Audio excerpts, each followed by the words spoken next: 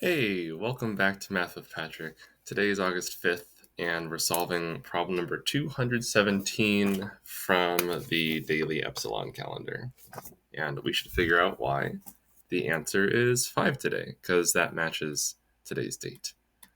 So we have a sum, an infinite sum it looks like, where we have n equals 1 as our starting term. So like I would plug in the 1 for all of these n's, I'd compute all this arithmetic, and then I would add what I get when n equals 2. And then I would add what I get when n equals 3, and I'd keep doing this up until this top number. But since that top number is infinity, that's just going to be, well, an infinite number of terms. So this sum does look a little bit unwieldy. It seems pretty difficult to kind of like see what it is. And what's kind of interesting here is that we are adding an infinite number of things, but supposedly our sum is finite. So even though we have an infinite number of addends or things being added, this sum is supposed to stop at exactly 5. So I want to just kind of like inspect it and see what happens when I just follow the notation as is. But then we might need to do something a bit different to actually figure out that this number is actually 5. So when n equals 1, basically all of these kind of expressions, these exponential expressions with n are going to be 1 because, 1 to the fourth is still 1.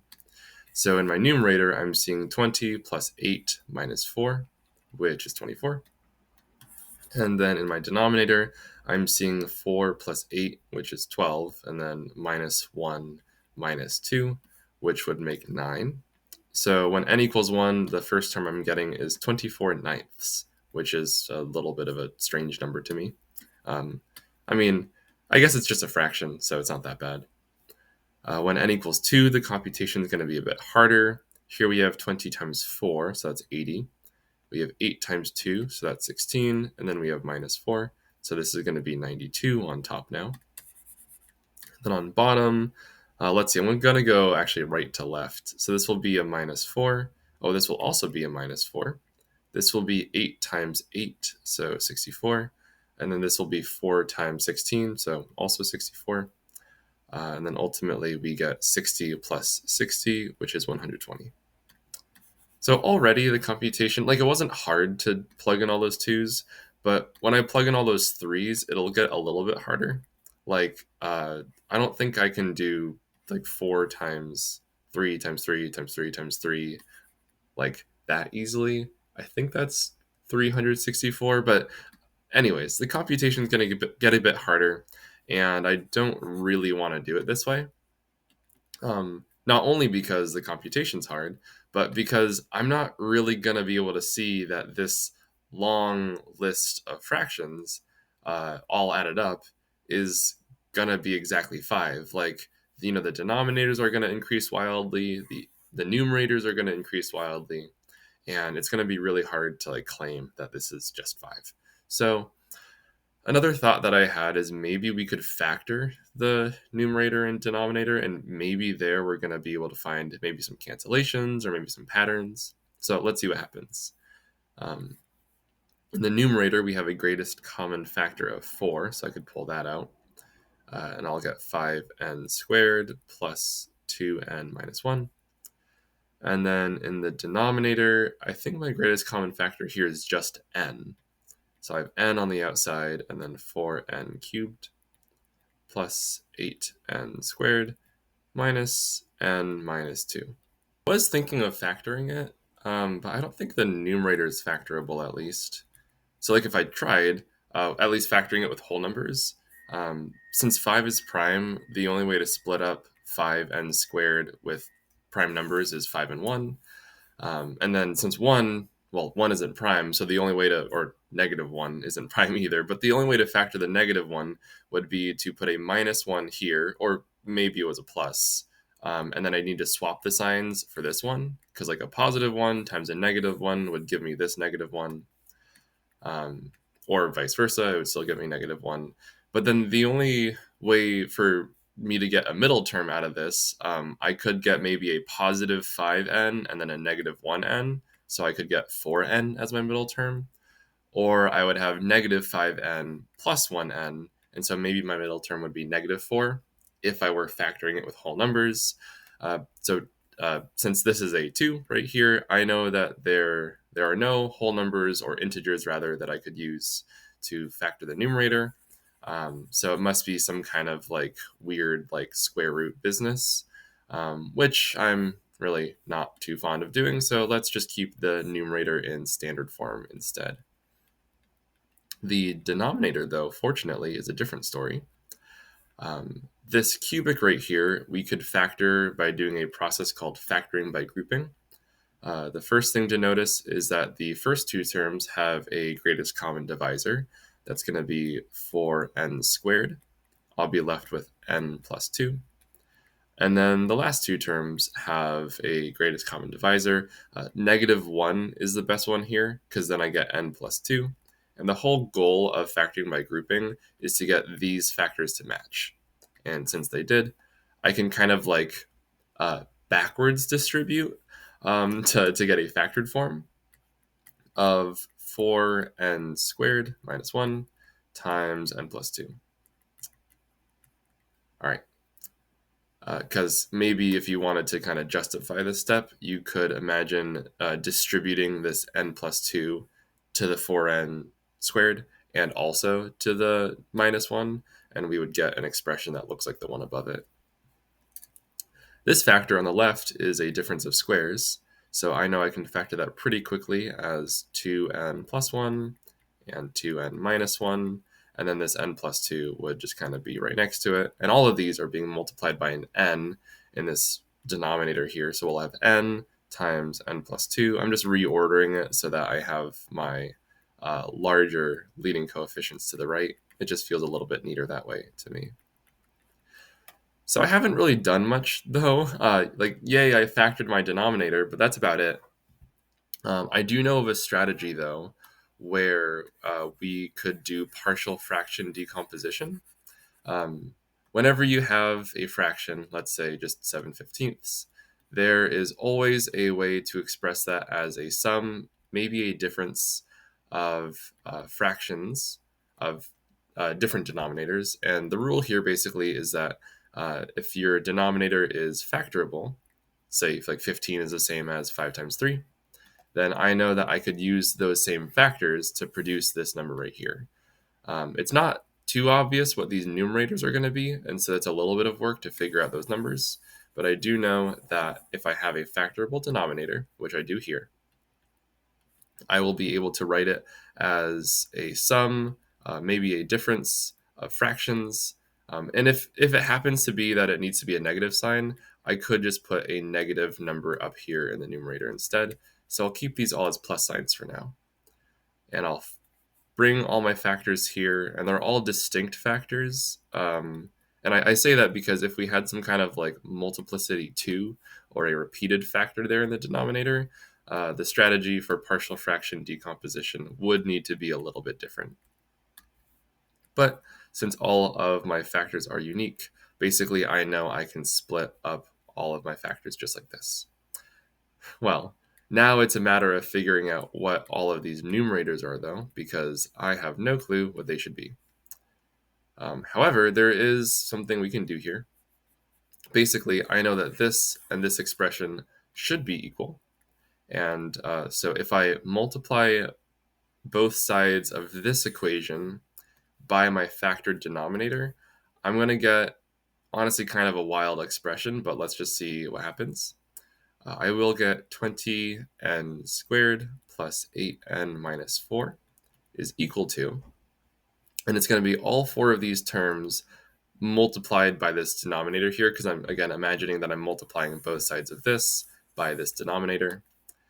And when I multiply and distribute this these four factors across all four of these terms, basically the denominators are going to cancel out with one of those four factors. So I will get a and then times all three of the factors that are not currently the one in the denominator there. So I will get a times, and then these three factors. And then I will get b times the factors that don't include n plus 2. So it'll be n, 2n plus 1, and then 2n minus 1. Oh, and these should be added together. And then I'll get c, and then d, and then I'll need to multiply all of the factors, again, that I don't see in the denominator here. So for c, I will skip the 2n plus 1. And then for d, I will skip the 2n minus 1. Cool. So now I have an equality here. This should be equal, and hopefully we can use this to figure out what our values for a, b, c, and d are. If we plug in specific values for n, we're going to be able to cancel out a lot of stuff. So for example, let's just pretend that n equals 0 for now and see what happens. Well, if n equals 0, then this whole term is 0 because we have a 0 there. This whole term is 0, and that whole term is 0. And then we only really need to contend with this top equation here. And so this strategy is really nice because it changes kind of like a large system of equations down to just one equation just here. I could keep plugging in zeros. So this term and this term can go away. And so the left-hand side is just negative 4. And I'm setting that equal to a times 2 times, and then it should be 1 times negative 1. All of these turn into a negative 2. And then to isolate a, I could just divide both sides by 2. Negative 2.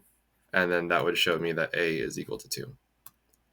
So we just need to repeat this process 3 more times by plugging in very specific values for n, which will hopefully kind of bring to light these values for b, c, and d. Okay, let's see. B does not have the factor n plus 2, so that's what I want to do next. If I set n to be equal to negative 2, that is going to cross out this, that'll be a 0, this one will be a 0, and then this one will be a 0. And so I only need to worry about this line right now of my equation. So if n is negative 2, then plugging it in here, I get 20 times negative 2 times negative 2, which is 80. Then I get minus 16 minus 4. And on the right-hand side, I got b times negative 2 times whatever this is, which looks like that'll be a negative 3 and then a negative 5. Cool. On the left side, we get 60. Yeah, just 60. 80 minus 20 is 60. On the right side, 2 times 3 times 5 is 30. So we get 30b. Dividing both sides by 30, that shows me that b is also just 2. So we can get rid of all of these scribbles. B is now 2. I guess I'll replace it here. Why not? And then we have 2 more of these to get through. So just a bit more algebra and arithmetic. For c, the value there that will cause all the other terms to get to a 0 is going to be negative 1/2, because I could plug in a negative 1/2 right here, or oh, I think there we go. I just realized that I wrote this factor wrong here, because when I multiply this term by that long denominator right here, those 2n minus 1s will cancel, and so the 2n plus 1 will remain. Cool, I caught my mistake. So when n is negative 1/2, this will go away, that will go away, that will go away, or they're going to be 0, and then therefore they don't impact the equation at all. And now I can plug in that negative 1/2 here and solve for c. Okay, negative 1/2 squared is 1/4. 20 times 1/4 is 5. 8 times negative 1/2 is minus 4, and then I get this other minus 4 right there. This is equal to c times, and then negative 1/2, n plus 2, that'll be 3 halves. And then this one right here is going to be negative 2, it looks like. Just double checking, right, because 2 times negative 1/2 is negative 1, and then negative 1 minus 1 is negative 2. A lot of computation today. Okay, 5 minus 4 is negative 3. This is equal to c times something. And then collecting up all of my fractions, looks like I get a positive number. I get a 6 on top and a 4 on bottom. And let's multiply that 4 over, so we get negative 12 equals 6c. Divide the 6, so c looks like it's negative 2. So you know what? I'll just do it like this. I'll do minus and then 2. That doesn't look like a 2. Sorry, I'm not sure why my kind of drawing pad or pen is kind of lagging today. And we have one more of these to get through to figure out what d is equal to. So let's try this out. I believe the value for n we'll need is a positive 1/2. That will knock out the first 3 terms up here.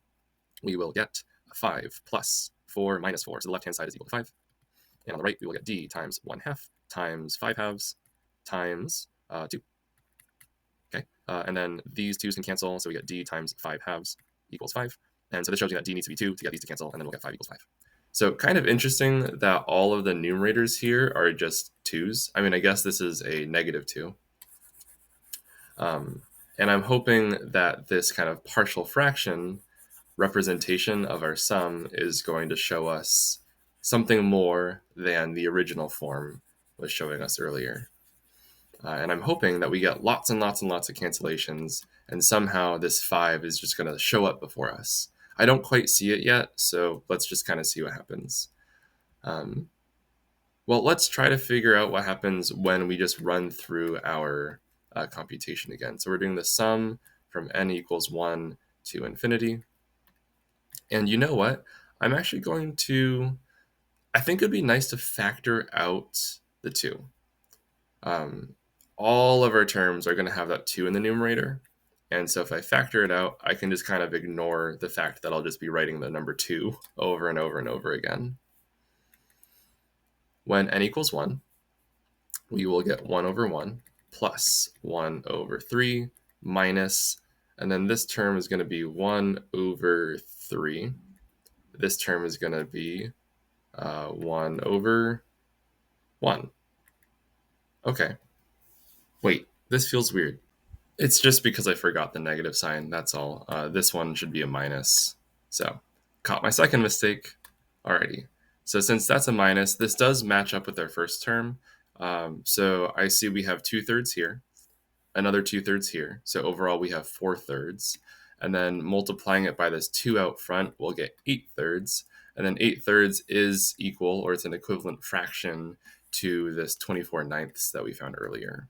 So far, the partial fractions are totally agreeing with the original expression, and they should for future fractions here. I don't see cancellations just yet, so I think I need to start looking into when n equals 2 to see what's happening. So we're going to get 1/2, and then minus 1/4, and then minus 1/5, I think, right? Yeah, 1/5, and then plus 1/3. And I think I want one more just to make sure that what's happening is what I think is happening. So this is 1/3. Basically, these denominators in this first fraction are just counting up by ones, so we can kind of quickly figure out the next ones. This is 1/4, and this is 1/5.